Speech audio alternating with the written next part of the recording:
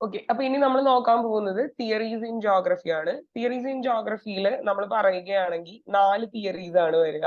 Continental drift theory, convectional current theory, see floor spreading theory, plate tectonics theory. 4 theories ആണ് ഈ ഒരു ഇതിൽ വരുന്നത്. Convectional current theory, continental drift theory, see floor spreading theory, plate tectonics theory. അപ്പൊ ഇതിൽ ഏറ്റവും ആദ്യം വന്ന തിയറി കോണ്ടിനെന്റൽ ഡ്രിഫ്റ്റ് തിയറിയാണ്. നമ്മളെല്ലാവരും ചെറുപ്പത്തിലേ പഠിച്ചിട്ടുണ്ടാവും ആൽഫ്രഡ് വെഗ്നർ കൊണ്ടുവന്ന ഫലക സിദ്ധാന്തം. അത് തന്നെയാണ് കോണ്ടിനെന്റൽ ഡ്രിഫ്റ്റ് തിയറി എന്ന് പറയുന്നത്. അപ്പോൾ ഇത് പോസ്റ്റുലേറ്റ് ചെയ്തത് ആൽഫ്രഡ് വെഗ്നർ ആണ്. ഓക്കെ, ഇദ്ദേഹമാണ് ഈ ഒരു പിക്ചറിൽ കാണുന്ന വ്യക്തിയാണ് ആൽഫ്രഡ് വെഗ്നർ എന്ന് പറയുന്നത്. ഇനി ഇദ്ദേഹം എങ്ങനെയാണ് ഈ ഒരു തിയറിയിലോട്ട് എത്തിപ്പെടുന്നത്? ഇദ്ദേഹം ഈ തിയറിയിലോട്ട് എത്തിപ്പെടുന്നത് ബേസിക്കലി ഒരുപാട് പേരുടെ സജഷൻസിൽ നിന്നാണ്. എബ്രാഹാം ഓർട്ടീലിയസ് എന്ന് പറയുന്ന ഒരു വ്യക്തി, അദ്ദേഹം ഡച്ച് മാപ്പ് മേക്കർ ആണ്. ഇദ്ദേഹത്തിന്റെ പ്രത്യേകത എന്താണെന്നറിയോ? ലോകത്തിൽ ആദ്യമായി അറ്റ്ലസ് ഉണ്ടാക്കി എന്ന് കരുതപ്പെടുന്ന വ്യക്തിയാണ് എബ്രാഹാം ഓർട്ടീലിയസ്. ലോകത്തിൽ ആദ്യമായിട്ട് അറ്റ്ലസ് ഉണ്ടാക്കി എന്ന് കരുതപ്പെടുന്ന വ്യക്തിയാണ് എബ്രാഹാം ഓർട്ടീലിയസ്. ഈ ഡച്ച് മാപ്പ് മേക്കറായ എബ്രാഹാം ഓർട്ടീലിയസ് 1596 ഒരു കാര്യം പറഞ്ഞു. അതായത് അദ്ദേഹം ഈ കോണ്ടിനെന്റ്സ് വരച്ചു നോക്കിയപ്പോൾ അദ്ദേഹത്തിന് തോന്നി എല്ലാ കോണ്ടിനെന്റും തമ്മിൽ നല്ലൊരു ജിക്സ് ഓഫ് ഇറ്റ് ഉള്ളതായിട്ട്. അപ്പൊ അദ്ദേഹം ആദ്യമായി പ്രപ്പോസ് ചെയ്തു, പണ്ട് ഈ കാണുന്ന കോണ്ടിനെന്റുകളെല്ലാം തമ്മിൽ നല്ലൊരു ജിക്സ് ഓഫ് ഇറ്റ് ഉണ്ട്, അതുകൊണ്ട് തന്നെ ഈ കോണ്ടിനെന്റുകളെല്ലാം പണ്ട് ഒരുമിച്ചായിരുന്നിരിക്കാം. ഇതാണ് എബ്രാഹാം ഓർട്ടീലിയസ് അഭിപ്രായപ്പെട്ടത്. അതിനുശേഷം അന്റോണിയോ പെലഗ്രിനി എന്ന് പറയുന്ന മറ്റൊരു മാപ്പ് മേക്കർ, അദ്ദേഹം ഇത് വരച്ചു കാണിച്ചു. എബ്രാഹാം ഓർട്ടീലിയസ് ജസ്റ്റ് ഒന്ന് അഭിപ്രായപ്പെട്ടേ ഉള്ളൂ കോണ്ടിനെന്റ്സ് തമ്മിൽ നല്ലൊരു മാച്ച് ഉണ്ടെന്ന്. പക്ഷെ ഇത് വരച്ചു കാണിച്ച വ്യക്തിയാണ് അന്റോണിയോ പെലഗ്രിനി. ഇനി അന്റോണിയോ പെലഗ്രിനി അത് വരച്ച് കാണിച്ചതോടുകൂടി ഒരു കാര്യം ഓക്കെ ആയി. അതായത് ഇന്ന് കാണുന്ന എല്ലാ കോണ്ടിനെന്റ്സും കൂടെ പണ്ടൊരു സിംഗിൾ കോണ്ടിനെന്റ് ആയിരുന്നു. ഇതൊരു തിയറി രൂപത്തിൽ പ്രസന്റ് ചെയ്ത ആളാണ് ആൽഫ്രഡ് വെഗ്നർ. അദ്ദേഹം ഒരു ജർമ്മൻ മീറ്ററോളജിസ്റ്റ് ആണ്. ഇദ്ദേഹം ഇത് ഒരു തിയറിയായി അവതരിപ്പിച്ചു. ആ തിയറിയുടെ പേരാണ് കോണ്ടിനെന്റൽ ഡ്രിഫ്റ്റ് തിയറി. നമ്മുടെ ബുക്കിൽ പറയുന്നത് 1912 ഈ ഒരു തിയറി വരുന്നത് എന്നാണ്. അപ്പോൾ നിങ്ങളൊന്ന് നോക്കിക്കേ, കോണ്ടിനെന്റൽ ഡ്രിഫ്റ്റ് തിയറി. ആ പേരിൽ കണ്ടോ, കോണ്ടിനെന്റൽ ഡ്രിഫ്റ്റ് തിയറി എന്നാ പറയുന്നത്. That means continents are moving. ഈ തിയറിയിൽ പറയുന്നത് കോണ്ടിനെന്റ്സ് ഡ്രിഫ്റ്റ് ചെയ്യുന്നു എന്നാണ്. അപ്പൊ വെഗ്നർ എന്താ വിചാരിച്ചിരുന്നതെന്ന് അറിയാവോ? നമ്മൾ കാണാറുണ്ട്, നല്ല മഴ പെയ്ത് കഴിയുമ്പോൾ നമ്മുടെ വീട്ടുമുറ്റത്ത് വെള്ളം നിറയും. വെള്ളം നിറഞ്ഞു കഴിയുമ്പോൾ നമ്മൾ അതിൻ്റെ ഉള്ളിൽ പേപ്പർ ബോട്ട് ഇടാറുണ്ട്. ഈ പേപ്പർ ബോട്ട് എന്ത് ചെയ്യും? അതിനുള്ളിലൂടെ സഞ്ചരിക്കും. അപ്പോൾ ഈ വെള്ളം ഒഴുകുന്നതനുസരിച്ച് പേപ്പർ ബോട്ടും മൂവ് ചെയ്യാറുണ്ട്. ഇതുപോലെ തന്നെയാണ് നമ്മുടെ വെഗ്നറും കരുതിയത്. അതായത് കോണ്ടിനെന്റ് ഓഷ്യന്റെ മുകളിൽ ഫ്ലോട്ട് ചെയ്യുന്നു. ഇതാണ് വെഗ്നർ കരുതിയത്. അതുകൊണ്ടാണ് അദ്ദേഹം ആ തിയറിക്ക് കോണ്ടിനെന്റൽ ഡ്രിഫ്റ്റ് തിയറി എന്ന് പേര് കൊടുത്തത്. അതായത് കോണ്ടിനെന്റ് ഈസ് മൂവിങ്, അതായിരുന്നു അദ്ദേഹം പറഞ്ഞ തിയറി. ഇനി അദ്ദേഹത്തിന്റെ തിയറിയിലോട്ട് വരാം. അദ്ദേഹത്തിന്റെ തിയറി പ്രകാരം പണ്ട്, അതായത് മില്യൺസ് ഓഫ് ഇയേഴ്സ് എഗോ, ഏകദേശം 250 മില്യൺ ഓഫ് ഇയേഴ്സ് എന്ന് ഓർത്താൽ മതി. ഏകദേശം 250 മില്യൺ ഇയേഴ്സ് എഗോ ഇവിടെ ഒരു കോണ്ടിനെന്റ് മാത്രമാണ് ഉണ്ടായിരുന്നത്. Around 250 million years ago there was A single continent. ആ കോണ്ടിനെന്റിനെ അദ്ദേഹം വിളിച്ച പേരാണ് പാൻജിയ. എന്താണ് പാൻജിയ എന്ന വാക്കിന്റെ അർത്ഥം? പാൻ എന്ന് പറഞ്ഞാൽ ഓൾ എന്നാണ് അർത്ഥം. നമ്മള് കോവിഡിനെ വിളിക്കുന്നത് പാൻഡെമിക് എന്നാണ്, കാരണം ഭൂമി മൊത്തം അത് വ്യാപിച്ചതുകൊണ്ട്. All earth. അപ്പൊ പാൻജിയ എന്ന് പറഞ്ഞു കഴിഞ്ഞാൽ ഓൾ എർത്ത് എന്നാണ് അർത്ഥം. Gaea means earth. അപ്പൊ അന്ന് പണ്ട് കണ്ടിരുന്ന എല്ലാ കോണ്ടിനെന്റുകളും ഒരുമിച്ചായിരുന്നു. അപ്പൊ ആ കോണ്ടിനെന്റ് അദ്ദേഹം ഇട്ട പേരാണ് Pangaea. Pangaea means all earth. ഇനി അദ്ദേഹം പറഞ്ഞു ഇതിന് ചുറ്റി ഒരു മെഗാ ഓഷ്യൻ ഉണ്ടായിരുന്നു. ആ ഒരൊറ്റ ഓഷ്യൻ ഉണ്ടായിരുന്നു. ഇന്ന് കാണുന്ന പോലെ പസഫിക് ഓഷ്യൻ, ഇന്ത്യൻ ഓഷ്യൻ അങ്ങനെ ഒരു ക്ലാസിഫിക്കേഷൻ ഉണ്ടായിരുന്നില്ല. ഒരു മെഗാ ഓഷ്യനാണ് ഉണ്ടായിരുന്നത്. അതിനെ അദ്ദേഹം പന്തലാസ എന്നും വിളിച്ചു. But there was a single continent known as Pangaea, and it was surrounded by a mega ocean known as Pandalasa. എന്നിട്ട് അദ്ദേഹം പറഞ്ഞു ഈ പാൻജിയ പൊട്ടാൻ തുടങ്ങി, പാൻജിയ സ്പ്ലിറ്റ് ചെയ്യാൻ തുടങ്ങി. പാൻജിയ സ്പ്ലിറ്റ് ആയി രണ്ടായി മാറി. അതിന്റെ നോർത്തേൺ പോർഷനെ ലൊറേഷ്യ എന്നും സദേൺ പോർഷനെ ഗോണ്ടുവാന എന്നും വിളിച്ചു. നോർത്തേൺ പോർഷനെ എന്താ ലൊറേഷ്യ എന്നും സദേൺ പോർഷനെ ഗോണ്ടുവാന എന്നുമാണ് ആര് വിളിച്ചത്? നമ്മുടെ വെഗ്നർ വിളിച്ചത്. ഇനി ഈ ലൊറേഷ്യ വീണ്ടും സ്പ്ലിറ്റ് ചെയ്തു. ലൊറേഷ്യയിൽ നിന്നാണ് ഇന്ന് കാണുന്ന നമ്മുടെ നോർത്ത് അമേരിക്ക, യൂറോപ്പ്, ഏഷ്യ പോലുള്ള ഭൂഖണ്ഡങ്ങൾ അല്ലെങ്കിൽ കോണ്ടിനെന്റ്സ് ഫോം ചെയ്തത്. അതുപോലെ ഗോണ്ട്വാന സ്പ്ലിറ്റ് ചെയ്ത് സൗത്ത് അമേരിക്ക, ആഫ്രിക്ക, ഇവിടെ കിടക്കുന്ന ഈ കുഞ്ഞു സ്ഥലമാണ് Madagascar. Madagascar, India, Australia, Antarctica എന്നീ കോണ്ടിനെന്റുകളും രൂപപ്പെട്ടു. അപ്പോ തിയറി ഇത്രയേ ഉള്ളൂ. Around 250 million years ago there was a single continent or there was a supercontinent. That continent was named as Pangaea, and around which there was a mega ocean. That ocean was named as Pandalasa. ഇനി നമ്മൾ പറഞ്ഞു around 200 million years ago this continent started to split. ഒരു 200 million വർഷങ്ങൾക്ക് മുമ്പ് split ചെയ്യാനായിട്ട് തുടങ്ങി. Northern part was known as Laurasia, southern part was known as Gondwana. Then this Laurasia again splitted into three: North America, Europe and Asia. അതുപോലെ തന്നെ Gondwana land again split into South America, Africa, Madagascar, India, Australia and Antarctica. ഇനി നിങ്ങൾ ഇവിടെ ഒരു കാര്യം മനസ്സിലാക്കണം. India ഏത് land മാസിന്റെ ഭാഗമായിരുന്നു? ഇന്ത്യ എന്ന് പറയുന്നത് ഗോണ്ട്വാന ലാൻഡിന്റെ ഭാഗമായിരുന്നു. ഇന്ത്യ എന്ന് പറയുന്നത് ഗോണ്ട്വാന ലാൻഡിന്റെ ഭാഗമായിരുന്നു.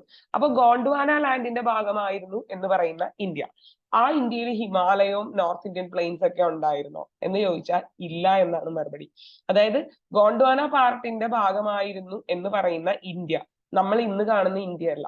ഗോണ്ട്വാന ലാൻഡിന്റെ ഭാഗമായിരുന്നു എന്ന് പറയുന്ന ഇന്ത്യ ഇന്നത്തെ പെനിൻസുലാർ ഇന്ത്യ മാത്രമാണ്. ഇന്ന് നമ്മൾ കാണുന്ന പെനിൻസുലാർ ഇന്ത്യ എന്ന് പറയുന്ന ഭാഗം മേജർലി സദേൺ ഇന്ത്യ, അതായിരുന്നു പണ്ടത്തെ ഗോണ്ട്വാന ലാൻഡിന്റെ ഭാഗം. പിന്നീട് യുറേഷ്യൻ പ്ലേറ്റുമായിട്ട് ഇന്ത്യ കൂട്ടിയിടിക്കുമ്പോഴാണ് ഇന്ത്യയിൽ Himalaya, North Indian plains, coastal plains ഇവയെല്ലാം രൂപപ്പെടുന്നത്. ഓക്കെ, ഇനി നമ്മൾ പറയാൻ പോകുന്നത് തിയറി ഏകദേശം ഓക്കെയാണ്. പക്ഷെ ഇനി ഈ തിയറിയുടെ എവിഡൻസസ് വേണം. എവിഡൻസ് ഉണ്ടെങ്കിൽ ഈ തിയറിക്ക് എന്തുള്ളൂ, വാല്യൂ ഉള്ളൂ. അപ്പൊ എന്താണ് ഇതിന്റെ എവിഡൻസ്? ഫസ്റ്റ് എവിഡൻസ് എന്ന് പറയുന്നത് ജിഗ്സോ ഫിറ്റ് തന്നെയാണ്. എന്താണ് ജിഗ്സോ ഫിറ്റ് എന്ന് പറഞ്ഞു കഴിഞ്ഞാൽ, നമ്മൾ കുഞ്ഞു പിള്ളേരുടെ ചെറിയ പസിൽസ് കണ്ടിട്ടുണ്ട്. ആ കുഞ്ഞു കുഞ്ഞു പേപ്പർ പീസസ് അത് കൂട്ടിച്ചേർത്ത് കഴിഞ്ഞാൽ നമുക്കൊരു സിംഗിൾ ഇമേജ് കിട്ടും. ചിലപ്പോൾ ഇതൊരു അനിമലിന്റെയോ ഒരു ഫ്രൂട്ടിന്റെയോ ഇമേജ് ആയിരിക്കും. ഇതുപോലെ തന്നെ നമ്മൾ റിയാലിറ്റി ഷോസിൽ കണ്ടിട്ടുണ്ട്. സെലിബ്രിറ്റീസിന്റെ പിക്സ് പീസസ് ആയിട്ട് കൈ കൊടുക്കും, എന്നിട്ട് അത് കൂട്ടിച്ചേർത്തിട്ട് ഏത് സെലിബ്രിറ്റി ആണ് എന്ന് ഐഡന്റിഫൈ ചെയ്യാനായിട്ട് പറയാറുണ്ട്. അതുപോലെ തന്നെയാണ് നമ്മുടെ കോണ്ടിനെന്റ്സിന്റെ കാര്യം. കോണ്ടിനെന്റ്സ് തമ്മിൽ നല്ല ചേർച്ചയുണ്ട്. നിങ്ങൾ ഇവിടെ നോക്കിക്കേ, സൗത്ത് അമേരിക്കയുടെ ബ്രസീലിയൻ ഭാഗം, ഇതാണ് സൗത്ത് അമേരിക്ക എന്ന കോണ്ടിനെന്റ്. അതിന്റെ ബ്രസീൽ എന്ന് പറയുന്ന രാജ്യം വരുന്ന ഭാഗമാണ് ഈ ഒരു ഭാഗം. സൗത്ത് അമേരിക്കയുടെ ബ്രസീലിയൻ ഭാഗം നമ്മുടെ ഈ ഒരു കോണ്ടിനെന്റ് ആഫ്രിക്കയാണ്. ആഫ്രിക്കയുടെ ഗോൾഡ് കോസ്റ്റുമായിട്ട് നന്നായിട്ട് ചേരുന്നുണ്ട്, അല്ലെങ്കിൽ ഘാന കോസ്റ്റുമായിട്ട് നന്നായിട്ട് ജിഗ്സോ ഫിറ്റ് ചെയ്യുന്നുണ്ട്. അപ്പൊ ഒന്നാമത്തെ എവിഡൻസ് എന്ന് പറയുന്നത് ജിഗ്സോ ഫിറ്റ് ആയിരുന്നു. അതായത് മാച്ചിങ് ഓഫ് കോണ്ടിനെന്റൽ ഫ്രിഞ്ചസ്, അതാണ് ജിഗ്സോ ഫിറ്റ് എന്ന് പറയുന്നത്. അപ്പൊ ആദ്യത്തെ എവിഡൻസ് അവർ പറഞ്ഞത് സൗത്ത് അമേരിക്കയും ആഫ്രിക്കയും തമ്മിൽ നല്ലൊരു ജിഗ്സോ ഫിറ്റ് ഉണ്ടായിരുന്നു. ഇനി സൗത്ത് അമേരിക്കയും ആഫ്രിക്കയും തമ്മിൽ മാത്രമല്ല ജിഗ്സോ ഫിറ്റ് കണ്ടത്, സൗത്ത് അമേരിക്ക ആഫ്രിക്ക തമ്മിൽ നല്ലൊരു ജിഗ്സോ ഫിറ്റ് ഉണ്ടായിരുന്നു. രണ്ടാമത്തെ ജിഗ്സോ ഫിറ്റ് എന്ന് പറയുന്നത് ഗ്രീൻലാൻഡും എൽസമേർ ഐലൻഡ്സും ബാഫിൻ ഐലൻഡ്സും തമ്മിലാണ്. മൂന്നാമത്തെ jigsaw fit India, Madagascar, Africa തമ്മിലാണ്. പിന്നെ നമ്മൾ എടുത്തു നോക്കി കഴിഞ്ഞാൽ അറ്റ്ലാന്റിക് ഓഷ്യന്റെ രണ്ട് സൈഡിലായിട്ടുള്ള കോണ്ടിനെന്റുകൾ തമ്മിൽ നല്ലൊരു ജിഗ്സോ ഫിറ്റ് ഉള്ളതായിട്ട് കാണാനായിട്ട് സാധിക്കും. അപ്പൊ നമുക്ക് നോക്കാം ജിഗ്സോ ഫിറ്റിന് എക്സാമ്പിൾസ്. നിങ്ങൾ ഇവിടെ പിക്ചറിൽ നോക്കിയാൽ മതി, നിങ്ങൾക്ക് മനസ്സിലാവും. ഈ ഒരു പിക്ചർ എടുത്തു കഴിഞ്ഞാൽ ഇതാണല്ലോ നമ്മുടെ വെഗ്നറിന്റെ തിയറി. ഈ ഒരു പിക്ചർ എടുത്തു കഴിഞ്ഞാൽ നിങ്ങൾക്ക് ഇവിടെ കാണാം സൗത്ത് അമേരിക്കയും ആഫ്രിക്കയും തമ്മിൽ നല്ലൊരു ജിഗ്സോ ഫിറ്റ് ഉണ്ട്. ഇനി ആഫ്രിക്ക, മഡഗാസ്കർ, ഇന്ത്യ ഇവർ മൂന്നുപേരും തമ്മിൽ നല്ലൊരു ജിഗ്സോ ഫിറ്റ് ഉണ്ട്. ഇനി ഇതാണ് അറ്റ്ലാന്റിക് ഓഷ്യൻ, ഈ എസ് ഷേപ്പിൽ കിടക്കുന്നതാണ് അറ്റ്ലാന്റിക് ഓഷ്യൻ.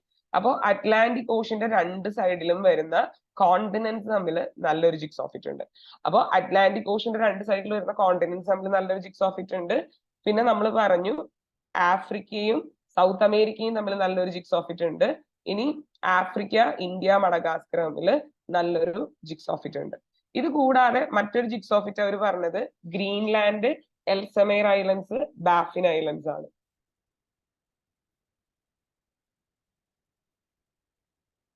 അപ്പൊ നിങ്ങൾ ഇവിടെ നോക്കി കഴിഞ്ഞു കഴിഞ്ഞാൽ നിങ്ങൾക്ക് ഇവിടെ കാണാം, അതായത് ഗ്രീൻലാൻഡ് ഉണ്ട് ഇവിടെ, പിന്നെ ഇവിടെ ആയിട്ട് എൽസമേർ ആൻഡ് ബാഫിൻ ഐലൻഡ്സ് ഉണ്ട്. ഇവരെല്ലാവരും തമ്മിൽ നല്ലൊരു ജിഗ്സോ ഫിറ്റ് ഉള്ളതായിട്ട് കാണാനായിട്ട് സാധിക്കും. ഓക്കെ, രണ്ടാമത്തെ സംഭവമാണ് റോക്സ് ഓഫ് സെയിം ഏജ്. അതായത് അറ്റ്ലാന്റിക് ഓഷ്യന് ഓപ്പോസിറ്റ് ഉള്ള കോണ്ടിനെന്റുകളിൽ നിന്ന് റോക്സ് എടുത്ത് നോക്കിക്കഴിഞ്ഞു കഴിഞ്ഞാൽ ആ റോക്സിന്റെ ഏജ് ഓഫ് ഫോർമേഷൻ, ആ റോക്സിന്റെ പ്രായം, age of formation, physical properties, അതുപോലെ തന്നെ കെമിക്കൽ പ്രോപ്പർട്ടീസ്, ഇതെല്ലാം സെയിം ആയിരിക്കും. Age of formation, physical properties and chemical properties, ഇതെല്ലാം സെയിം ആയിരിക്കും. ഓക്കെ, അപ്പൊ റോക്സ് ഓഫ് സെയിം ഏജ് നമ്മൾ പറഞ്ഞു, അറ്റ്ലാന്റിക് ഓഷ്യന്റെ രണ്ട് സൈഡിൽ നിന്നും റോക്ക് എടുത്ത് നോക്കി കഴിഞ്ഞാൽ ആ റോക്കിന്റെ age of formation, physical property, chemical properties same ആയിരിക്കും. അതെന്താ കാണിക്കുന്നത്? അത് കാണിക്കുന്നത് ഈ കോണ്ടിനെന്റുകൾ തമ്മിൽ പണ്ട് ഒരുമിച്ചാണ് ഇരുന്നിരുന്നത് എന്നാണ്. അത് കാണിക്കുന്നത് ഈ കോണ്ടിനെന്റുകൾ തമ്മിൽ ഒരുമിച്ചാണ് ഇരുന്നത് എന്നാണ് കാണിക്കുന്നത്. ഓക്കെ, അപ്പൊ അത് ഒരുമിച്ചിരുന്നോണ്ടായിരിക്കുമല്ലോ ഒരേ ഏജ്, ഒരേ കെമിക്കൽ പ്രോപ്പർട്ടിയും ഫിസിക്കൽ പ്രോപ്പർട്ടീസ് ഒക്കെ റോക്സ് കാണിക്കുന്നത്. ഇനി രണ്ടാമതാണ് സിമിലാരിറ്റി ഓഫ് അനിമൽ ഫോസിൽസ്. അപ്പോൾ വെഗ്നറിന്റെ തിയറിയിൽ ഒരുപാട് അനിമൽ ഫോസിൽസിനെ കുറിച്ച് ഡിസ്കസ് ചെയ്യുന്നുണ്ട്.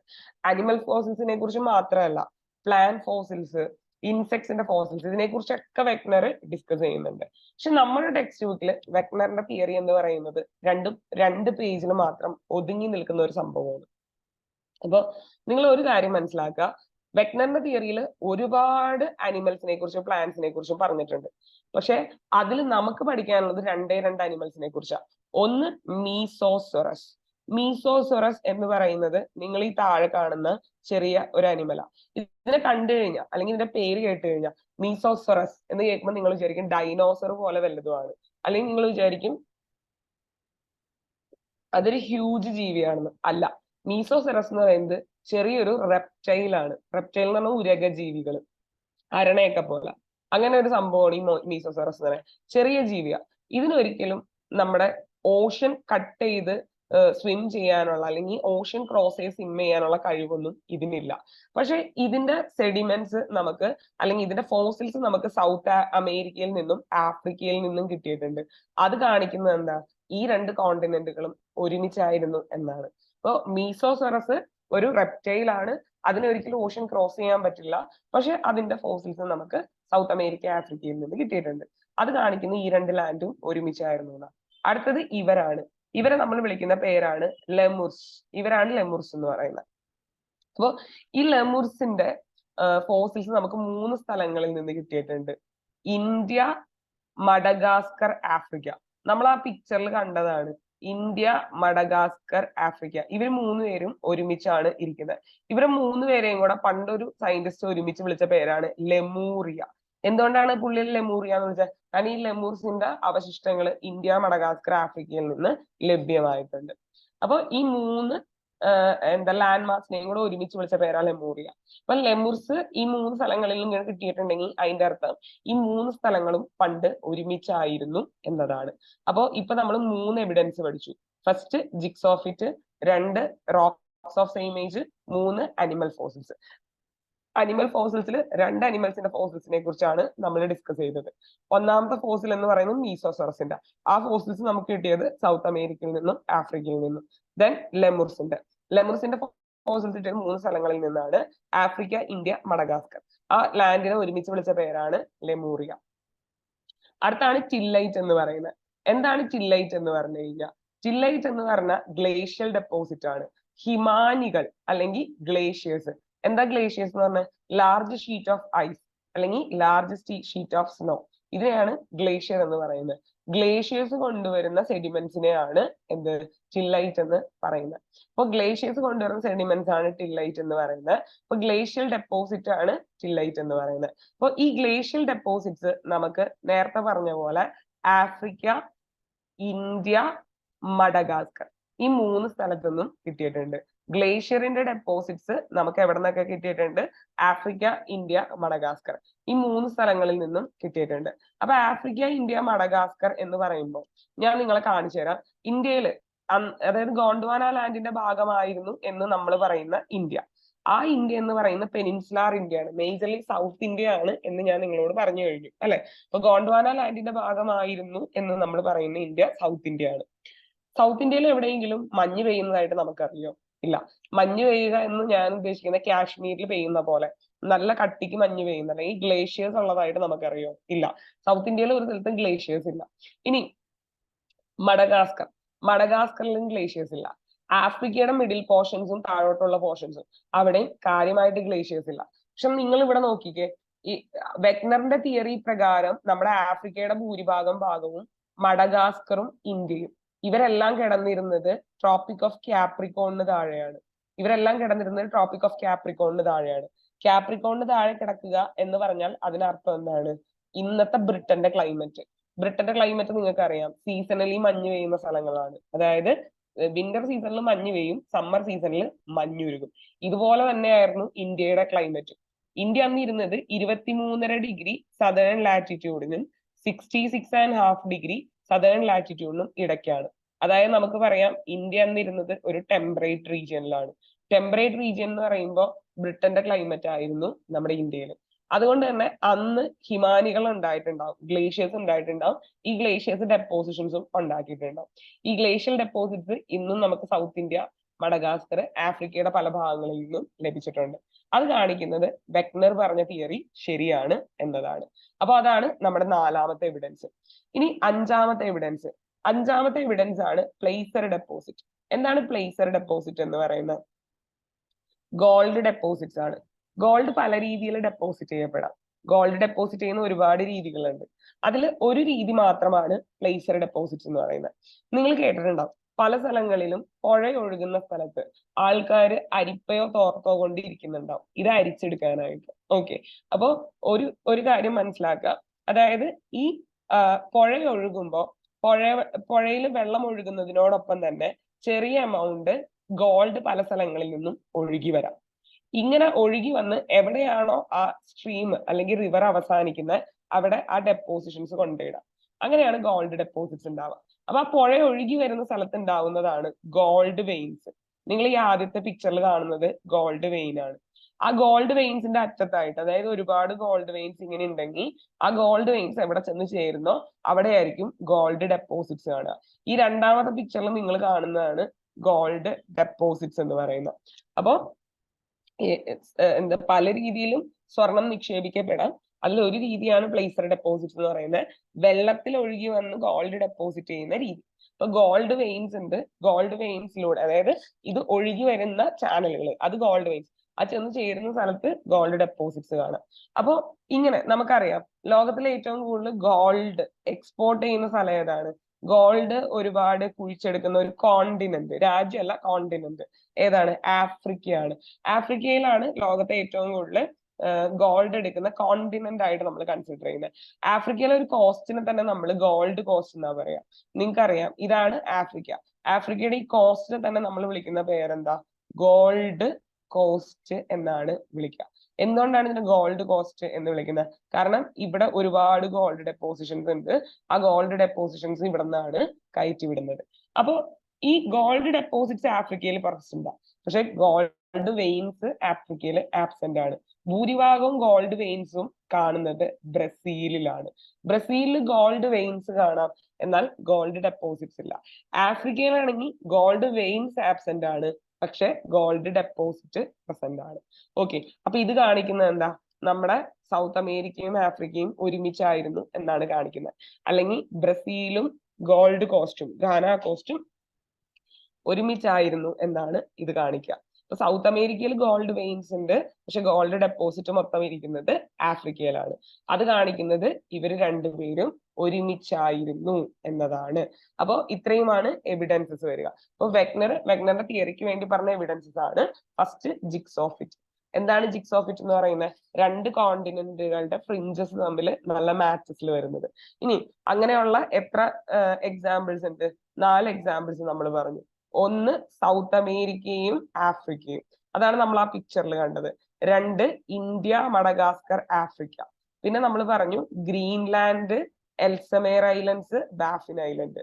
ദെൻ അറ്റ്ലാന്റിക് ഓഷ്യന് കുറുകെയുള്ള സ്ഥലങ്ങള് നോർത്ത് അമേരിക്കയും ഏഷ്യയും, അതുപോലെ തന്നെ സൗത്ത് അമേരിക്കയും ആഫ്രിക്കയും, അല്ല നോർത്ത് അമേരിക്കയും യൂറോപ്പും, ഏഷ്യ അല്ല നോർത്ത് അമേരിക്കയും യൂറോപ്പും, അതുപോലെ സൗത്ത് അമേരിക്കയും ആഫ്രിക്കയും തമ്മിൽ നല്ലൊരു ജിഗ്സോ ഫിറ്റ് ഉണ്ട്. 2ാമത്തെ എവിഡൻസിൽ നമ്മൾ പറഞ്ഞതാണ് റോക്സ് ഓഫ് സെയിമേജ്. അതായത് അറ്റ്ലാന്റിക് ഓഷ്യന് ചുറ്റുമുള്ള, അറ്റ്ലാന്റിക് ഓഷ്യന് കുറുകെയുള്ള കോണ്ടിനെന്റ്സ് എടുത്ത് നോക്കിക്കഴിഞ്ഞാൽ അതിലെ റോക്സ് എടുത്ത് നോക്കിക്കഴിഞ്ഞാൽ ആ റോക്സ് സിമിലാരിറ്റീസ് കാണിക്കും. എന്തിലൊക്കെ സിമിലാരിറ്റീസ് കാണിക്കും? ഏജ് ഓഫ് ഫോർമേഷൻ, അതുപോലെ തന്നെ നമ്മൾ പറഞ്ഞു ഏജ് ഓഫ് ഫോർമേഷൻ, ദെൻ അനിമൽസിന്റെ fossils, then rocks of same age, രണ്ട് സൈഡിൽ നിന്ന് എടുക്കുന്ന എന്താ റോക്സിന് സെയിം ഏജ് ആയിരിക്കും എന്ന് നമ്മൾ സോറി ഞാൻ പറഞ്ഞു മറക്കുന്നത്. Rocks of same age, rocks of same ഏജിൽ എന്താണ് നമ്മൾ പറഞ്ഞത്? ഏജ് ഓഫ് റോക്ക് ഒരുപോലെ ആയിരിക്കും, കെമിക്കൽ പ്രോപ്പർട്ടി ഒരുപോലെ ആയിരിക്കും, ഫിസിക്കൽ പ്രോപ്പർട്ടി ഒരുപോലെ ആയിരിക്കും. അതാണ് നമ്മൾ പറഞ്ഞത്. ഞാൻ പറഞ്ഞു മാറിപ്പോയതാ. ഏജ് ഓഫ് ഫോർമേഷൻ ഒരുപോലെ ആയിരിക്കും റോക്സിന്റെ, കെമിക്കൽ പ്രോപ്പർട്ടീസ് ഒരുപോലെ ആയിരിക്കും, ഫിസിക്കൽ പ്രോപ്പർട്ടീസ് ഒരുപോലെ ആയിരിക്കും. അത് കാണിക്കുന്നത് എന്താണ്? അറ്റ്ലാന്റിക് ഓഷന് കുറുകെയുള്ള ഈ സ്ഥലങ്ങൾ ഒരുമിച്ചായിരുന്നു എന്നതാണ് അത് കാണിക്കുന്നത്. അടുത്താണ് സിമിലാരിറ്റി ഇൻ അനിമൽ ഫോസിൽ. നമ്മൾ പറഞ്ഞു രണ്ട് അനിമൽസിനെ കുറിച്ചാണ് വെഗ്നർ പറഞ്ഞത്. ഒന്ന് മീസോസോറസ്. മീസോസോറസ് എന്ന് പറയുന്നത് ഒരു റെപ്റ്റൈൽ ആണ്. അതിന്റെ അവശിഷ്ടങ്ങൾ നമുക്ക് സൗത്ത് അമേരിക്കയിൽ നിന്നും ആഫ്രിക്കയിൽ നിന്നും കിട്ടിയിട്ടുണ്ട്. രണ്ടാമത്തത് ലെമുർസ് എന്ന് പറയുന്ന ജീവികളാണ്. അവരുടെ അവശിഷ്ടങ്ങൾ നമുക്ക് ആഫ്രിക്ക, ഇന്ത്യ, മഡഗാസ്കർ ഈ 3 സ്ഥലങ്ങളിൽ നിന്നും കിട്ടിയിട്ടുണ്ട്. ദെൻ നമ്മൾ പറഞ്ഞ അടുത്ത എവിഡൻസ് ആണ് ടില്ലൈറ്റ്. ടില്ലൈറ്റ് എന്ന് പറഞ്ഞാൽ ഗ്ലേഷ്യൽ ഡെപ്പോസിറ്റ്സ്. അത് സൗത്ത് ഇന്ത്യയിൽ നിന്ന് ലഭിച്ചിട്ടുണ്ട്, ആഫ്രിക്കയിൽ നിന്ന് ലഭിച്ചിട്ടുണ്ട്, അതുപോലെ തന്നെ മഡഗാസ്കറിൽ നിന്ന് ലഭിച്ചിട്ടുണ്ട്. ദെൻ പ്ലേസർ ഡെപ്പോസിറ്റ്സ്, ഗോൾഡ് ഒഴുകി വന്ന് ഡെപ്പോസിറ്റ് ചെയ്യുന്നതാണ് പ്ലേസർ ഡെപ്പോസിറ്റ്സ്. അതിന്റെ ഗോൾഡ് വെയിൻസ് ബ്രസീലിൽ പ്രസന്റ് ആണ്, ഗോൾഡ് ഡെപ്പോസിറ്റ്സ് ഘാന കോസ്റ്റില് പ്രസന്റ് ആണ്. ഓക്കെ, ഇനി നമ്മൾ പറയുന്ന ഫോഴ്സ് ഓഫ് ഡ്രിഫ്റ്റിംഗ് ആണ്. ഓക്കെ, അപ്പൊ വെഗ്നറിന്റെ തിയറി പറഞ്ഞു, തിയറിക്ക് വേണ്ട എവിഡൻസസും പറഞ്ഞു. അപ്പൊ എല്ലാവരുടെയും ചോദ്യം ഇതാണ്, അപ്പൊ നിങ്ങൾ പറഞ്ഞ പോലെ കോണ്ടിനെന്റ് മൂവ് ചെയ്യുന്നുണ്ട്, ശരി, പക്ഷെ കോണ്ടിനെന്റ് വെറുതെ മൂവ് ചെയ്യില്ലല്ലോ. കോണ്ടിനെന്റ് മൂവ് ചെയ്യണമെങ്കിൽ ഒരു ഫോഴ്സ് ആവശ്യമല്ലേ. അപ്പൊ ആ ഫോഴ്സ് എന്താണ്? അതായിരുന്നു അടുത്ത ക്വസ്റ്റ്യൻ. അപ്പൊ വെഗ്നർ രണ്ട് ഫോഴ്സുകളാണ് ഇവിടെ എക്സ്പ്ലെയിൻ ചെയ്യുന്നത്. ഒന്ന് പോൾ ഫ്ലീയിങ് ഫോഴ്സ് അല്ലെങ്കിൽ പോളാർ ഫ്ലീയിങ് ഫോഴ്സ് എന്ന് പറയും. രണ്ട് ടൈഡൽ ഫോഴ്സ്. എന്താണ് പോൾ ഫ്ലീയിങ് ഫോഴ്സ് അഥവാ പോളാർ ഫ്ലീയിങ് ഫോഴ്സ്? ഭൂമി റൊട്ടേറ്റ് ചെയ്യുന്നത് കൊണ്ട് ഉണ്ടാവുന്ന ഫോഴ്സിനെയാണ് പോൾ ഫ്ലീയിങ് ഫോഴ്സ് അഥവാ പോളാർ ഫ്ലീയിങ് ഫോഴ്സ് എന്ന് പറയുക. ഭൂമി റൊട്ടേറ്റ് ചെയ്യുന്നത് കൊണ്ട് ഉണ്ടാവുന്ന ഫോഴ്സ്, അതിനെയാണ് പോൾ ഫ്ലീയിങ് ഫോഴ്സ് അഥവാ പോളാർ ഫ്ലീയിങ് ഫോഴ്സ് എന്ന് നമ്മൾ പറയുക. അപ്പൊ നിങ്ങൾ വിചാരിക്കും അത് തന്നെയല്ലേ കൊറിയോളിസ് ഫോഴ്സ്? കൊറിയോളിസ് ഫോഴ്സ് എന്ന് നമ്മളിപ്പോ പഠിക്കാറുണ്ട്, ഫിസിക്സിൽ പഠിക്കുന്ന ഒരു ഫോഴ്സ് ആണ് കൊറിയോളിസ് ഫോഴ്സ്. എന്താണ് കൊറിയോളിസ് ഫോഴ്സ് എന്ന് പറയുന്നത്? ഭൂമി കറങ്ങുന്നത് കൊണ്ട് ഉണ്ടാവുന്ന ഫോഴ്സ്, ഇതിനെയാണ് നമ്മൾ കൊറിയോളിസ് ഫോഴ്സ് എന്ന് പറയുന്നത്. അപ്പൊ പോൾ ഫ്ലീയിങ് ഫോഴ്സും പോളാർ ഫ്ലീയിങ് ഫോഴ്സും ഭൂമി റൊട്ടേറ്റ് ചെയ്യുന്നത് കൊണ്ടാണെങ്കിൽ കൊറിയോളിസ് ഫോഴ്സ് എഴുതിയാൽ പോരാ. കാരണം നിങ്ങളോട് KASന് മെയിൻസ് ക്വസ്റ്റ്യൻ ആൻസറിൽ ചോദിക്കുകയാണ് what are the evidence for continental drift theory, അല്ലെങ്കിൽ അപ്പൊ എവിഡൻസ് നമ്മൾ എഴുതുന്നു. ഇനി what are the forces behind drift എന്ന് കോണ്ടിനെന്റൽ ഡ്രിഫ്റ്റ് തിയറിയെ സംബന്ധിച്ച് ചോദിക്കുകയാണെങ്കിൽ അവിടെ കൊറിയോളിസ് ഫോഴ്സ് നിങ്ങൾക്ക് എഴുതാൻ പറ്റില്ല. കാരണം വെഗ്നറിന്റെ തിയറിയാണ്. വെഗ്നർ ഉപയോഗിച്ച വേർഡ് എന്താണ്? Pole fleeing force. അപ്പൊ വെഗ്നർ ഉപയോഗിച്ച അതേ വേർഡ് തന്നെ നിങ്ങൾ ഉപയോഗിക്കണം, പോൾ ഫ്ലീയിങ് ഫോഴ്സ് അല്ലെങ്കിൽ പോളാർ ഫ്ലീയിങ് ഫോഴ്സ്. അടുത്താണ് ടൈഡൽ ഫോഴ്സ്. എന്താണ് ടൈഡൽ ഫോഴ്സ് എന്ന് പറയുന്നത്? വേലിയേറ്റവും വേലിയിറക്കവും, അതിനെയാണ് ടൈഡ്സ് എന്ന് പറയാ. ടൈഡ് ഉണ്ടാവാൻ കാരണമായ ഫോഴ്സസ്. ടൈഡ് ഉണ്ടാവാൻ കാരണം എന്താണ്? Attraction of sun and moon അല്ലെങ്കിൽ gravitational pull of sun and moon. സണ്ണിന്റെയും മൂണിന്റെയും ഗ്രാവിറ്റേഷണൽ പുള്ളാണ് ടൈഡൽ ഫോഴ്സിന് കാരണം. അപ്പോൾ gravitational force of sun and moon കൊണ്ടായിരിക്കും ക്രസ്റ്റ് മൂവ് ചെയ്യുന്നത് എന്നാണ് വെഗ്നർ കരുതിയത്. അപ്പൊ വെഗ്നർ രണ്ട് ഫോഴ്സസ് പറയുന്നുണ്ട്. Pole fleeing force, it is related to the rotation of earth. Next tidal force, it is related to the gravitational pull of sun and moon. ഈ രണ്ട് ഫോഴ്സും പക്ഷെ അഡിക്വേറ്റ് അല്ല. നിങ്ങളൊന്ന് ആലോചിച്ച് നോക്കിക്കേ. അതായത് വെഗ്നർ പറഞ്ഞത് കോണ്ടിനെന്റ് മൂവ് ചെയ്യുന്നു എന്നാ. അദ്ദേഹത്തിന്റെ തിയറിയുടെ പേര് തന്നെ കോണ്ടിനെന്റൽ ഡ്രിഫ്റ്റിംഗ് തിയറി എന്നതാണ്. That means continents are moving over ocean. Continent എന്ന് പറയുന്നത് ഒരു ഹ്യൂജ് മാസ് ഓഫ് മെറ്റീരിയൽ ആണ്, അല്ലെങ്കിൽ ഒരു large solid slab of rock ആണ് കോണ്ടിനെന്റ് എന്ന് പറയുന്നത്. അത്ര ചെറിയൊരു സാധനമല്ല. ഇനി ഇവിടെ വെഗ്നർ പറഞ്ഞ രണ്ട് ഫോഴ്സസും, ഈ രണ്ട് ഫോഴ്സസും എന്താണ്? ഈ രണ്ട് ഫോഴ്സസും വീക്ക് ഫോഴ്സസ് ആണ്. ഈ രണ്ട് ഫോഴ്സസും വീക്ക് ഫോഴ്സസ് ആണ്. ഭൂമി കറങ്ങുന്നത് കൊണ്ട് കോണ്ടിനെന്റ് മൂവ് ചെയ്യണം നിർബന്ധമില്ല. ഭൂമി കറങ്ങുന്നുണ്ടെങ്കിൽ ഭൂമിയുടെ കറക്കത്തിന്റെ ഫോഴ്സ് അത്രയും സ്ട്രോങ് ഫോഴ്സ് ആയിരുന്നെങ്കിൽ അതിന് നമ്മളെ മൂവ് ചെയ്യിക്കാൻ പറ്റുമായിരുന്നു. ഭൂമിയുടെ സർഫസിലെ എല്ലാ വസ്തുക്കളെയും മൂവ് ചെയ്യിക്കാൻ കഴിയുമായിരുന്നു. നമ്മളെ മൂവ് ചെയ്യിക്കാൻ കഴിയാത്ത റൊട്ടേഷണൽ ഫോഴ്സ് എങ്ങനെയാണ് കോണ്ടിനെന്റിനെ മൂവ് ചെയ്യിക്കുക? അപ്പൊ പോൾ ഫ്ലീയിങ് ഫോഴ്സ് ഇനഫ് അല്ല. ഇനി ടൈഡൽ ഫോഴ്സ്. ടൈഡൽ ഫോഴ്സും ഒരു വീക്ക് ഫോഴ്സാണ്. നിങ്ങളൊന്ന് ആലോചിച്ച് നോക്കിയേ, ടൈഡൽ ഫോഴ്സ് നമ്മുടെ മൂവ്മെന്റിനെ ഇൻഫ്ലുവൻസ് ചെയ്യുന്നുണ്ടോ? ഇല്ല. അപ്പൊ ഈ രണ്ട് ഫോഴ്സുകളും ഇൻഅഡിക്വേറ്റ് ആണ്, അല്ലെങ്കിൽ ഈ രണ്ട് ഫോഴ്സും വീക്ക് ഫോഴ്സസ് ആണ്. ഇതിനൊരിക്കലും കോണ്ടിനെന്റിനെ എന്ത് ചെയ്യാനായിട്ട് സാധിക്കില്ല? ഡ്രിഫ്റ്റ് ചെയ്യാനായിട്ട് സാധിക്കില്ല. ഇനി drawbacks of continental drift theory ആണ്. അങ്ങനെയെങ്കിൽ കോണ്ടിനെന്റൽ ഡ്രിഫ്റ്റ് തിയറിയുടെ ഡ്രോബാക്ക് എന്താ? ഒന്നാമത്തെ കാര്യം, വെഗ്നർ പറഞ്ഞത് എന്താ?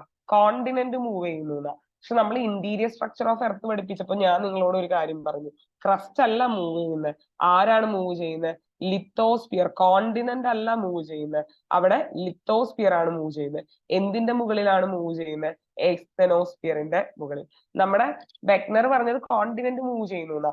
കോണ്ടിനെന്റ് അല്ല മൂവ് ചെയ്യുന്നത്, ലിത്തോസ്ഫിയറിക് പ്ലേറ്റ്സ് ആണ് മൂവ് ചെയ്യുന്നത്. ഈ ലിത്തോസ്ഫിയറിക് പ്ലേറ്റ്സ് മൂവ് ചെയ്യുന്നത് മാന്റിലിലെ എസ്തനോസ്ഫിയർ എന്ന ഭാഗത്തിന് മുകളിലൂടെ. അപ്പൊ കോണ്ടിനെന്റ് മാത്രമല്ല, ഓഷ്യൻ പ്ലേറ്റുകളും മൂവ് ചെയ്യുന്നുണ്ട്. ഓഷ്യൻ മൂവ് ചെയ്യുന്നുണ്ട്, കോണ്ടിനെന്റിലും മൂവ് ചെയ്യുന്നുണ്ട്, എല്ലാ ലിത്തോസ്ഫിയറിക് പ്ലേറ്റ്സും മൂവ് ചെയ്യുന്നുണ്ട്. അപ്പൊ ഫസ്റ്റത്തെ ഡ്രോബാക്ക് അതായിരുന്നു. Wegener explains continent are moving over ocean. He couldn't identify that plates are moving, not continents. അദ്ദേഹത്തിന് ഐഡന്റിഫൈ ചെയ്യാൻ പറ്റിയില്ല പ്ലേറ്റ് ആണ് മൂവ് ചെയ്യുന്നത്. അദ്ദേഹത്തിന്റെ മനസ്സിൽ അങ്ങനെ ഒരു കൺസെപ്റ്റേ ഉണ്ടായിരുന്നില്ല. രണ്ടാമത്തെ കാര്യം എന്ന് പറയുന്നത്, he couldn't identify the real force behind the drift. അദ്ദേഹത്തിന് ആ ഡ്രിഫ്റ്റിന് കാരണമായ യഥാർത്ഥ ഫോഴ്സ് എന്താണ് എന്ന് കണ്ടുപിടിക്കാനായിട്ട് സാധിച്ചില്ല. അദ്ദേഹം പറഞ്ഞത് എന്താണ്? അതായത് ടൈഡൽ ഫോഴ്സും പോളാർ ഫ്ലീയിങ് ഫോഴ്സും കൊണ്ടാണ് കോണ്ടിനെന്റ്സ് മൂവ് ചെയ്യുന്നത് എന്നാണ് പറഞ്ഞത്. Actually these two forces are very weak forces. It can't drift the continents. Okay, അപ്പൊ അവിടുത്തെ ഫോഴ്സ് എന്ന് പറയുന്നത് കൺവെക്ഷണൽ കറണ്ട് ആണ്. അപ്പോ ഈ ഒരു തിയറി തള്ളി പോവുകയാണ് ചെയ്തത്. പാർഷ്യലി കറക്റ്റ് ആണ്. കോണ്ടിനെന്റ് മൂവ് ചെയ്തിട്ടുണ്ട്, അല്ലെങ്കിൽ കോണ്ടിനെന്റ് അല്ല, പണ്ട് ഇന്ന് കാണുന്ന കോണ്ടിനെന്റുകളെല്ലാം ഒരുമിച്ചായിരുന്നു എന്ന് ഈ തിയറിയിൽ പറയുന്നത് കറക്റ്റ് ആണ്. പക്ഷെ ഈ തിയറിയിൽ പറയുന്ന പോലെ കോണ്ടിനെന്റ് അല്ല മൂവ് ചെയ്യുന്നത്, ലിത്തോസ്ഫിയറിക് പ്ലേറ്റ്സ് ആണ് മൂവ് ചെയ്യുന്നത്. അതുപോലെ അദ്ദേഹത്തിന് റിയൽ ഫോഴ്സും കണ്ടുപിടിക്കാൻ കഴിഞ്ഞില്ല. അതുകൊണ്ട് തന്നെ ഈ തിയറി തള്ളിപ്പോയി. പിന്നീട് വന്ന ശാസ്ത്ര ലോകത്തിന്റെ ചോദ്യം മൊത്തം ഇതായിരുന്നു. ഇദ്ദേഹം പറഞ്ഞ പോലെ പണ്ട് കോണ്ടിനെന്റ് എല്ലാം ഒരുമിച്ചായിരുന്നു, അങ്ങനെയെങ്കിൽ ഇതിനെ മൂവ് ചെയ്യിച്ചത് ആരായിരിക്കും? അപ്പൊ ഫോഴ്സ് ബിഹൈൻഡ് ദി ഡ്രിഫ്റ്റ്, അതായിരുന്നു അടുത്ത ക്വസ്റ്റ്യൻ. ഈ ഫോഴ്സ് കണ്ടുപിടിക്കപ്പെട്ട തിയറിയാണ് അടുത്ത നമ്മുടെ തിയറി, കൺവെക്ഷണൽ കറന്റ് തിയറി. ഈ ഫോഴ്സിന് കാരണമാവുന്നത് ആക്ച്വലി കൺവെക്ഷണൽ കറന്റ് തിയറി എന്ന കൺവെക്ഷണൽ കറന്റ്സ് ആണ്. അപ്പൊ അടുത്ത തിയറി നമ്മൾ ഡിസ്കസ് ചെയ്യാൻ പോകുന്നത് കൺവെക്ഷണൽ കറന്റിനെ കുറിച്ചാണ്. കൺവെക്ഷണൽ കറന്റ്സ് ആണ് ഫോഴ്സ് ബിഹൈൻഡ് ദി ഡ്രിഫ്റ്റ് എന്ന് പറയുന്നത്. ഓക്കെ, അപ്പൊ അടുത്ത ക്ലാസ്സിൽ നമ്മൾ കൺവെക്ഷണൽ കറന്റ് തിയറി ആയിരിക്കും കാണുക. അപ്പോൾ ഇന്നത്തെ ഈ ഒരു തിയറി ബേസ് ചെയ്ത് നമുക്കൊരു ക്വസ്റ്റ്യൻ ചെയ്ത് നോക്കാം. Which of the following support the evidence of continental drift theory? താഴെ തന്നിരിക്കുന്ന എന്താണ് കോണ്ടിനെന്റൽ ഡ്രിഫ്റ്റ് തിയറിയുടെ എവിഡൻസ്? എല്ലാവരും ഒന്ന് വായിച്ചു നോക്കുക. ഞാൻ ഓപ്ഷൻസ് കാണിക്കാം അത് കഴിഞ്ഞിട്ട്.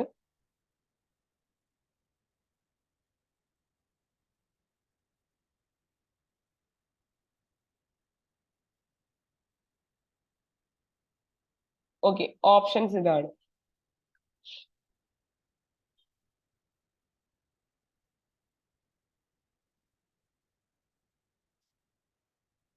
ഓക്കെ, നമുക്ക് നോക്കാം. Which of the following supports the evidence for continental drift theory? Sediments from India is known to have its counterpart on other different landmasses of southern hemisphere. അതായത് ഇന്ത്യയിലുള്ള സെഡിമെന്റ്സിന്റെ അതേ ടൈപ്പ് സെഡിമെന്റ്സ് സദേൺ ഹെമിസ്ഫിയറിൽ ഉണ്ട്. Example ആണ് Madagascar. നമ്മൾ പറഞ്ഞു ടില്ലൈഡ് deposits, അത് നമ്മുടെ എന്താ ഇന്ത്യയിലുണ്ട്, മഡഗാസ്കറിലുണ്ട്, ആഫ്രിക്കയിലുണ്ട്. ആഫ്രിക്കയുടെ സദേൺ ഭാഗങ്ങളിലുണ്ട്, അതുപോലെ തന്നെ മഡഗാസ്കറിലുണ്ട്. മഡഗാസ്കർ സദേൺ ഹെമിസ്ഫിയറിലാണ് ഇരിക്കുന്നത്, പിന്നെ ഇന്ത്യയിൽ. അപ്പൊ ആ ഒരു ഫസ്റ്റ് സ്റ്റേറ്റ്മെന്റ് ശരിയാണ്. ഇന്ത്യയിൽ കണ്ട അതേ സെഡിമെന്റ്സ് സദേൺ ഹെമിസ്ഫിയറിലുള്ള ലാൻഡ് മാസസിൽ വരുന്നുണ്ട്. Placer deposits of gold in Ghana coast have their source in Brazil. അതായത് ഗാന കോസ്റ്റിൽ കാണുന്ന ഗോൾഡ് ഡെപ്പോസിറ്റ്സിന്റെ സോഴ്സ് എന്ന് പറയുന്നത് ബ്രസീലിലാണ്. നമ്മൾ പറഞ്ഞല്ലോ ഗോൾഡ് വെയിൻസ് ബ്രസീലിലാണ്, ഗോൾഡ് ഡെപ്പോസിറ്റ്സ് ഗാന കോസ്റ്റിൽ. അപ്പൊ അത് ശരിയാണ്. Identical species of plants and animals found in either sides of the marine barriers. നമ്മൾ പറഞ്ഞു സമുദ്രത്തിന് അപ്പുറവും ഇപ്പുറവും, സമുദ്രത്തിന് അപ്പുറം ഇപ്പുറം കോണ്ടിനെന്റ്സ് ആണ് ഉദ്ദേശിച്ചത്. കോണ്ടിനെന്റ്സിൽ നിന്ന് ഒരേപോലെയുള്ള പ്ലാന്റ്സിന്റെയും അനിമൽസിന്റെയും സ്പീഷീസുകൾ കണ്ടുപിടിക്കപ്പെട്ടിട്ടുണ്ട്. ശരിയാണ്. ഞാൻ നിങ്ങളോട് ഡിസ്കസ് ചെയ്തത് രണ്ട് അനിമൽസിനെ കുറിച്ചാണ്, നീസോസോറസിനെ കുറിച്ചും അതുപോലെ തന്നെ ലെമുർസിനെ കുറിച്ചും. പക്ഷെ ഞാൻ പറഞ്ഞു വെഗ്നറിന്റെ തിയറി എന്ന് പറയുന്നത് ചെറിയൊരു കാര്യമല്ല. വെഗ്നറിന്റെ തിയറി എന്ന് പറയുന്ന ഒരു ബുക്ക് തന്നെയായിരിക്കും, ഒരു പ്രബന്ധം തന്നെയായിരിക്കും. അങ്ങനെ നോക്കിക്കഴിഞ്ഞു കഴിഞ്ഞാൽ അതിനുള്ള അദ്ദേഹം ഒരുപാട് പ്ലാന്റ്സിനെ കുറിച്ചും ഇൻസെക്ട്സിനെ കുറിച്ചും അനിമൽസിനെ കുറിച്ചെല്ലാം പറയുന്നുണ്ടാവാം. അപ്പോൾ ആ ലാസ്റ്റത്തെ സ്റ്റേറ്റ്മെന്റ് ശരിയാണ്. അദ്ദേഹം ഐഡന്റിക്കൽ സ്പീഷീസ് ഓഫ് പ്ലാന്റ്സ് അനിമൽസിനെ കുറിച്ച് ഡിസ്കസ് ചെയ്തിട്ട് ഉണ്ട്. അപ്പം ഈ 3 സ്റ്റേറ്റ്മെന്റും ശരിയാണ്. ഈ 3 സ്റ്റേറ്റ്മെന്റും ശരിയാണെങ്കിൽ ആൻസർ വരിക ഓപ്ഷൻ സി ആണ്. 1, 2 and 3. അപ്പൊ ഇതാണ് ആൻസർ വരിക. അപ്പൊ ഇതോടുകൂടി നമ്മുടെ കോണ്ടിനെന്റൽ ഡ്രിഫ്റ്റ് തിയറി കഴിഞ്ഞു. അടുത്ത ക്ലാസ്സിൽ നമ്മൾ ഡിസ്കസ് ചെയ്യാൻ പോകുന്നത് ബാക്കി തിയറീസ് ആയിരിക്കും. ഞാൻ പറഞ്ഞു കോണ്ടിനെന്റൽ ഡ്രിഫ്റ്റ് തിയറിയുടെ പ്രശ്നം അതിന്റെ ഫോഴ്സ് കണ്ടുപിടിക്കാൻ പറ്റിയില്ല എന്ന് പറഞ്ഞു. അപ്പൊ ഫോഴ്സ് കണ്ടുപിടിക്കുന്ന തിയറിയാണ് കൺവെക്ഷണൽ കറന്റ് തിയറി. അതാണ് നമ്മൾ അടുത്ത ക്ലാസ്സിൽ ഡിസ്കസ് ചെയ്യാൻ പോകുന്നത്. അപ്പൊ അടുത്ത ക്ലാസ്സിൽ നമ്മൾ convectional current theory, see floor spreading theory, plate tectonics theory, ഇത്രയും തിയറീസ് ആയിരിക്കും ഡിസ്കസ് ചെയ്യുക. അപ്പൊ ക്ലാസ് ക്ലിയർ ആണ് എന്ന് വിചാരിക്കുന്നു. എല്ലാവരും മാക്സിമം ക്വസ്റ്റ്യൻസ് ചെയ്ത് നോക്കുക. അപ്പൊ thank you so much. Bye. Good night.